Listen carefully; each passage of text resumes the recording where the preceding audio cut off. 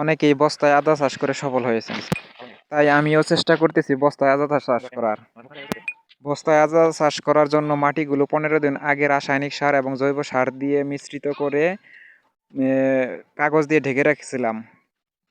15 দিন পরে আজকে মাটিগুলো কোদাল দিয়ে নরম করে নিচ্ছিলাম। মাটিগুলো কোদাল দিয়ে নরম করার পর মাটিগুলো বস্তায় ভরা হবে।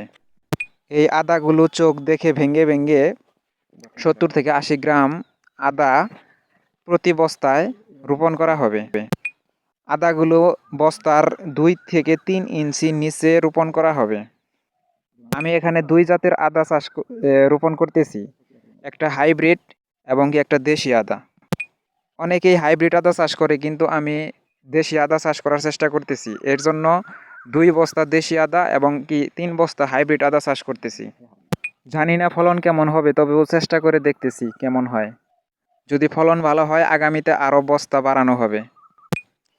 এই আদাগুলো রোপণ করার পর তারপর বিভিন্নভাবে রাসায়নিক সার যদি প্রয়োজন হয় তাহলে সেই রাসায়নিক সার দিতে হবে। এই যে এই বস্তাগুলো দেখছেন, এই বস্তাগুলোর নিচে ছিদ্র করা আছে। বস্তা ছিদ্র করার মানে হলো বৃষ্টির পানি যাতে খুব তাড়াতাড়ি নিষ্কাশন হতে পারে এবং পানি যাতে না জমে থাকে, এর জন্য ছিদ্র করে দেওয়া হয়েছে।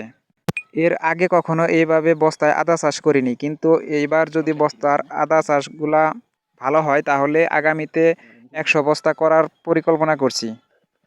আদা কেমন হয় সেটাও আপনাদেরকে ভিডিওতে জানিয়ে দেব। আশা করি আবহাওয়া অনুকূলে থাকলে আদা চাষ ভালোই হবে। ভিডিওটি ভালো লাগলে আমার চ্যানেলটি সাবস্ক্রাইব করুন। ধন্যবাদ।